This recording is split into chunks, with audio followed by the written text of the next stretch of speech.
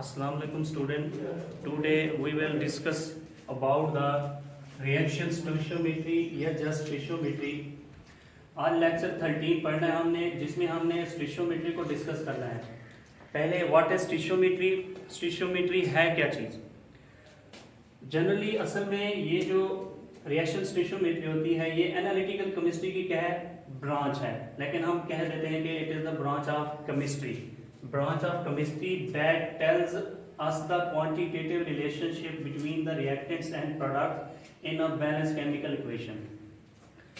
हमने atomic maths को क्या किया था, पढ़ा था, मॉलिक्यूलर मैथ्स को, मोलर मैथ्स को, ठीक है, एवोगैड्रो नंबर को, मोलर वॉल्यूम को. अब इससे इन टर्म से जो है ना हम एक केमिकल इक्वेशन से मुख्तलिफ इंफॉर्मेशन क्या कर सकते हैं, इकट्ठी कर सकते हैं. और उस इंफॉर्मेशन में से एक इंफॉर्मेशन ये भी है स्टोइचियोमेट्री. इसका मतलब ये है स्टोइचियोमेट्री क्वांटिटेटिव रिलेशनशिप को स्टडी करती है. क्वांटिटेटिव रिलेशनशिप का मतलब है क्वांटिटीज, यानी with the help of stoichiometry the amounts of reactants and products can be calculated from balanced chemical equation. हमारे पास क्या एक केमिकल इक्वेशन होती है, उसमें हमें रिएक्टेंट्स की क्या दी जाती है, मिकदार या अमाउंट दी जाती है. हमें कहा जाता है प्रोडक्ट की अमाउंट फाइंड आउट करें, या प्रोडक्ट में से किसी की अमाउंट दी जाती है, कहा जाता है कि रिएक्टेंट्स की क्या अमाउंट फाइंड आउट करें. अब उनमें हम क्या चीज़ें फाइंड आउट कर सकते हैं.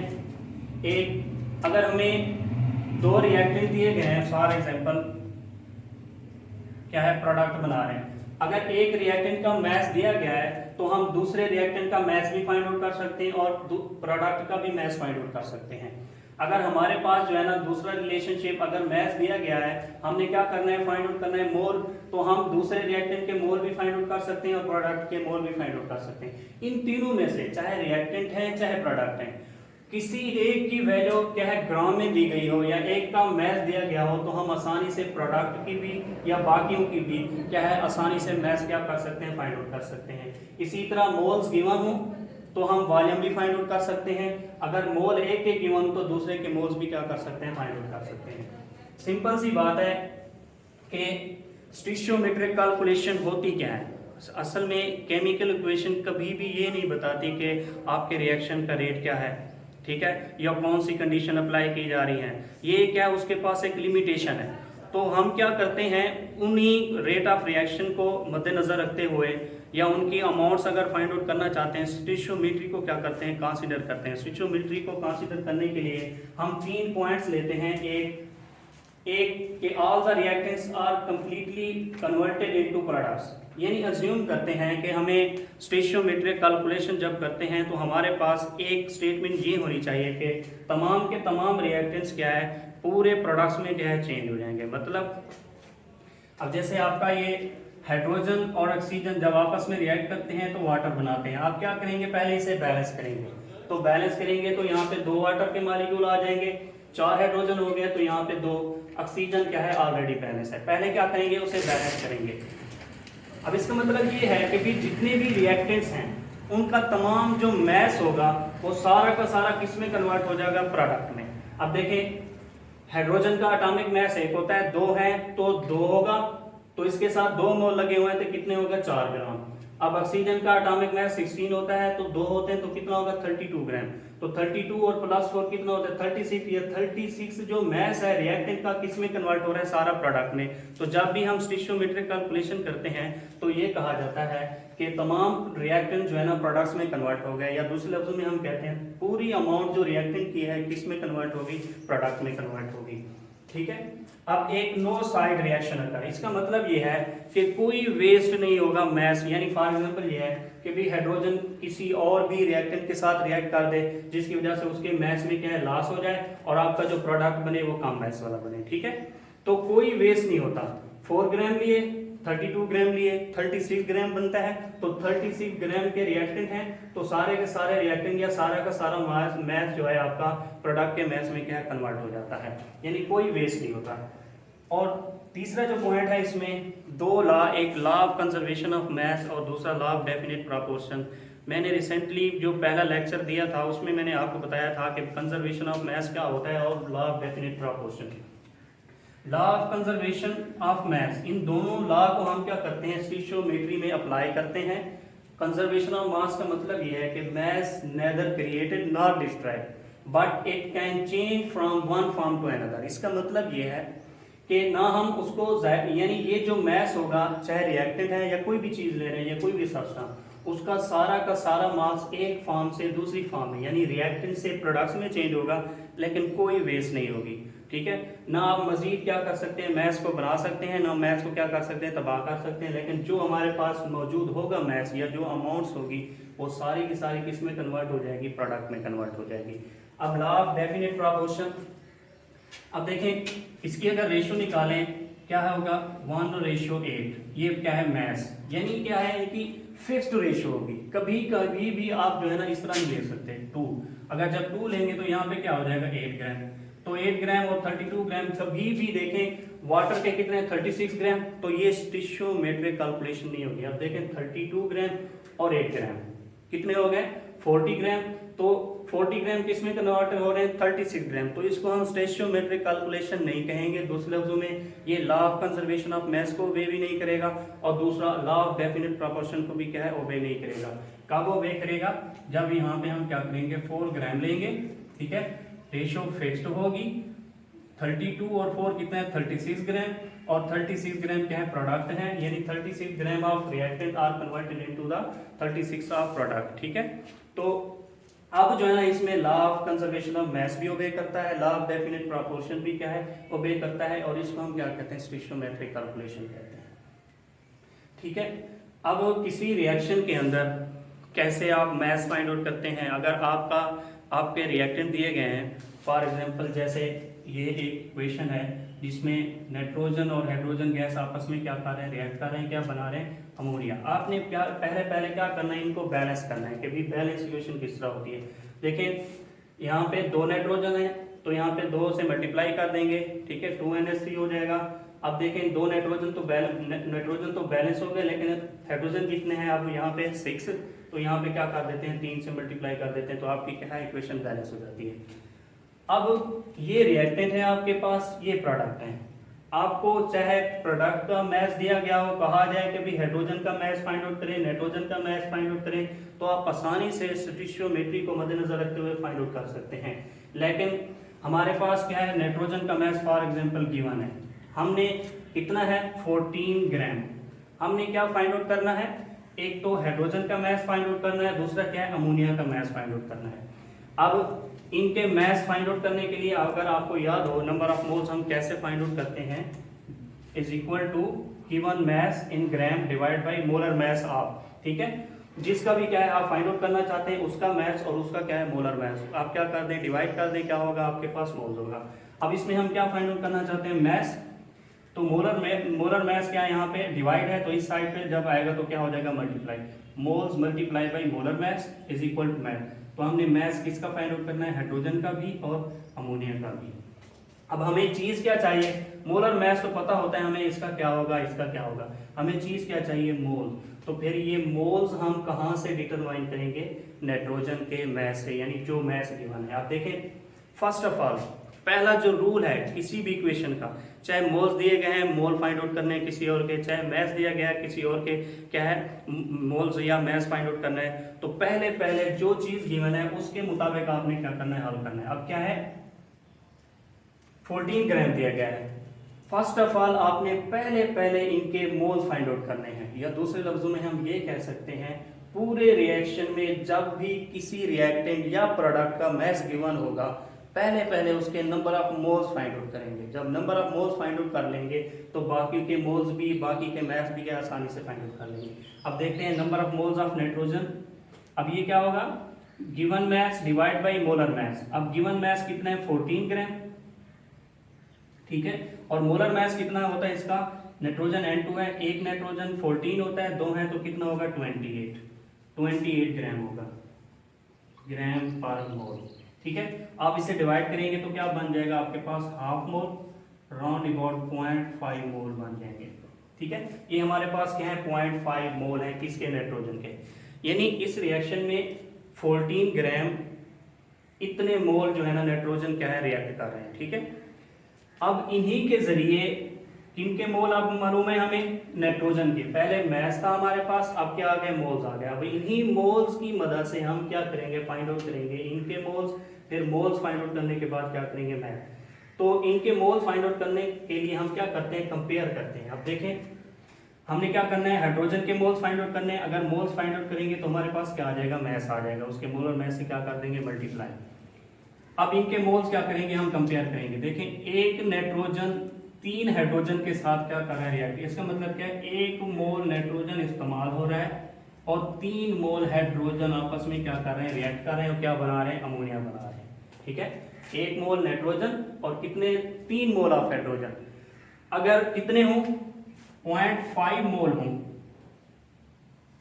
ठीक है, या इस तरह भी कर सकते हैं आप, मल्टीप्लाई करते हैं। जब 0.5 मोल हो नाइट्रोजन के, तो हाइड्रोजन के कितने मोल रिएक्ट करेंगे, 3 मल्टीप्लाई बाई 0.5।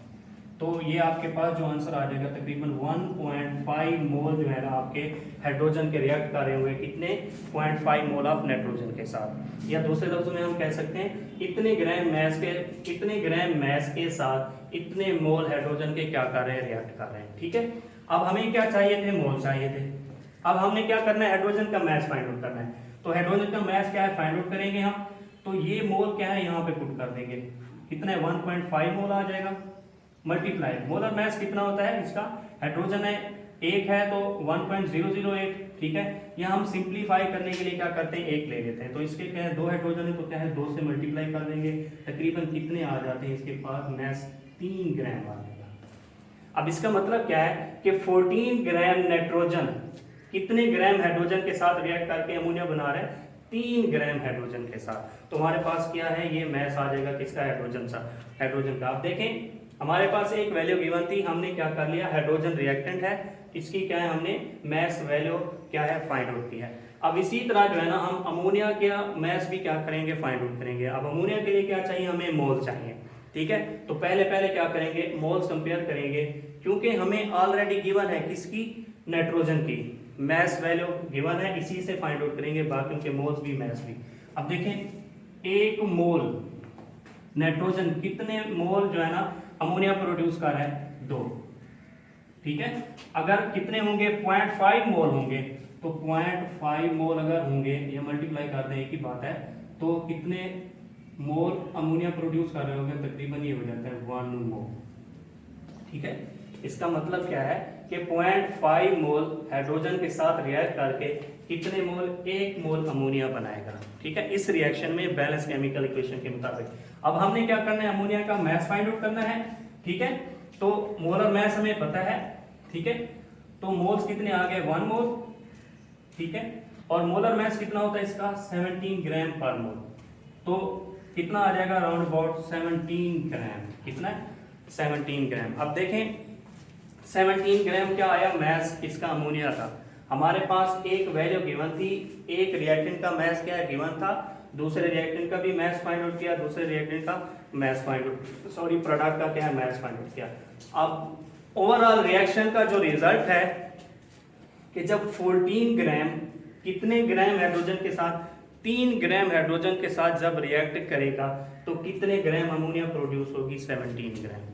ठीक है, या दूसरे लफ्जों में आपने देखा है कि जब हमारे पास मैस गिवन था तो मोल्स भी फाइंड आउट किए थे हमने इसके, तो मोल्स भी फाइंड आउट हो जाते हैं और क्या है उसका मैस भी फाइंड आउट हो जाता है। अगर मोल्स की बात करें तो 0.5 मोल नाइट्रोजन कितने मोल, 1.5 मोल हाइड्रोजन के साथ रिएक्ट करके कितने मोल प्रोड्यूस करता है अमोनिया के, 1 मोल प्रोड्यूस करता है। इसी तरह हम स्टोइचियोमेट्रिक कैलकुलेशन को मद्देनजर रखते हैं, हम आसानी से किसी भी रिएक्शन के अंदर मौजूद अगर हमारे पास एक पूरे, चाहे रिएक्टेंट हो चाहे प्रोडक्ट हो, किसी भी, चाहे प्रोडक्ट के मैस गिवन हो तो हम आसानी से बाकियों के मैस क्या है फाइंड आउट कर सकते हैं रिएक्टेंट के।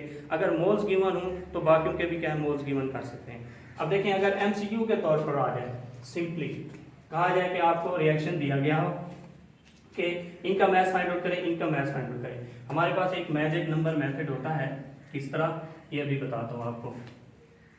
N2 कोई भी रिएक्शन हो, चाहे रिएक्टेंट है चाहे प्रोडक्ट है, उसके आगे क्या लिखते हैं, X।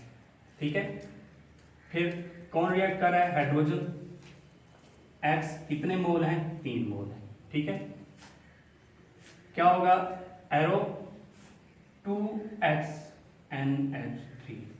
इसका मतलब क्या है, अगर हमें x की वैल्यू फाइंड आउट हो गई तो हम इसका आसानी से क्या कर सकते हैं, मैथ फाइंड आउट कर सकते हैं, आसानी से क्या है इसका मैथ फाइंड आउट कर सकते हैं, फिर उसी से क्या है मोल्स क्या है आसानी से फाइंड आउट कर सकते हैं।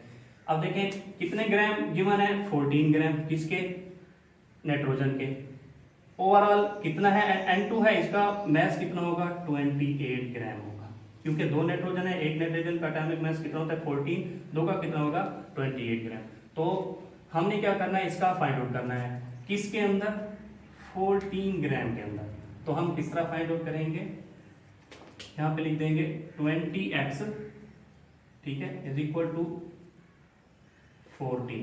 तो x इज इक्वल टू क्या आ जाएगा, 14 और 20, तो क्या आ जाएगा ये हाफ मोल या 0.5 मोल। ठीक है, इस तरह भी आप कर सकते हैं डायरेक्ट, चाहे आप इस तरह करें ना करें डायरेक्ट कर सकते हैं। आपने x क्या है उसके आगे लगा देना है, ठीक है, 3 मोल है, यहाँ पे x लगा देना है, ठीक है। अब हमने क्या करना है, फाइंड आउट करना है। अब हमें क्या होगी, x की वैल्यू फाइंड आउट होगी। अब हमने क्या करना है, इसका मैथ भी फाइंड आउट करना है, मोल भी फाइंड आउट कर सकते हैं इससे। देखें यहाँ पे कितने हैं, 3 हाइड्रोजन है, तो क्या होगा 3 हाइड्रोजन, ठीक। तो इसका एटॉमिक मास कितना होगा, 2 होगा, एटॉमिक मास कितना होगा 2। तो क्या कर देते हैं हम यहाँ पे 3x लिख देंगे, ठीक है, एक यहाँ पे 2 लिख देंगे, तो क्या होगा इक्वल कर देंगे किसके साथ। अब हमारे पास जो है ना क्या है, हमने मैथ फाइंड आउट करना है, तो हमने क्या है x की वैल्यू निकालनी है, 6 हो जाएगा, ठीक है, 0.5 क्या कर देंगे हम डिवाइड, तो हमारे पास जो है ना इसका क्या है मैथ आ जाएगा। मैं दोबारा करता हूँ इसको,